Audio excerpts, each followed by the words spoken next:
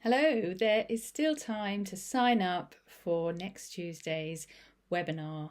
And we're going to be looking at recognizing leadership style. It's such a popular topic that I really want to go into it again.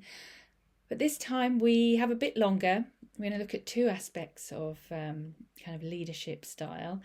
The first one, we're going to dive into our own unique leadership style using mindfulness and the coaching grow model.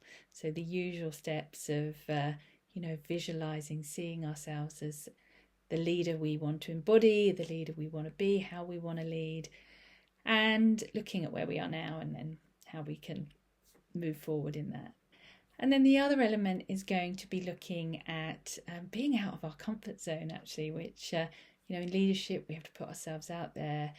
There's a lot of challenges we have to deal with. We have to be really visible, be really noticed, and stand for things. And that can be uncomfortable for some people. So we're going to do something that helps us to get a bit more comfortable in the discomfort zone, if you like that. So yeah, that'll be fun to do, and just gives us the two elements, the two aspects of being a leader and our own leadership style.